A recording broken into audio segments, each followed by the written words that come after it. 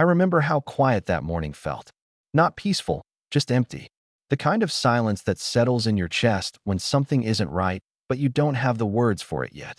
I was sitting at my kitchen table, coffee gone cold, staring at a letter I didn't understand. Court summons. My name spelled correctly, but everything else felt like a mistake.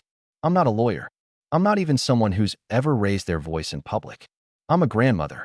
I raised 2 kids, buried 1 husband, and spent 30 years working at the same grocery store.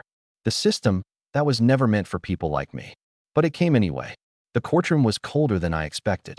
Not just the air, the people. Eyes that didn't look at you, just through you. Papers shuffling like you were already a file, not a person. And then there was him. The officer. Leaning back like he owned the room. Like this was all some kind of routine show. He looked at me and laughed. Not loud at first. Just enough for the people around him to hear. A smirk. A shake of the head.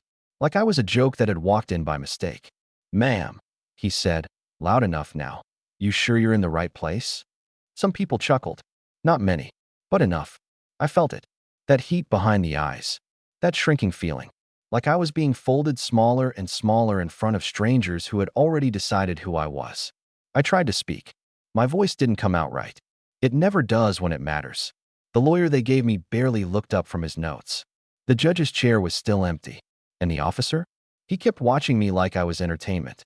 Like I didn't belong in a place where decisions could ruin lives. And maybe that's what hurt the most. Because I did belong there. Just not the way they thought. The case they called it was mine.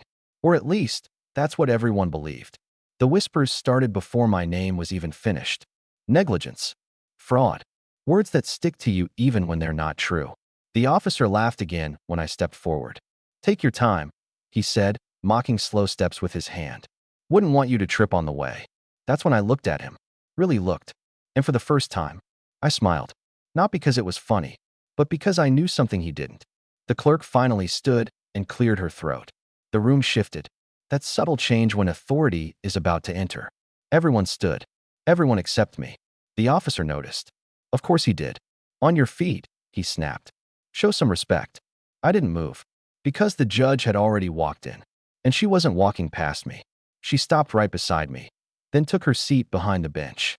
The silence that followed, it wasn't empty anymore. It was heavy. Thick. The kind that makes people realize they've made a mistake they can't take back. I turned my head just enough to see him. That same officer. The smirk gone. The color drained.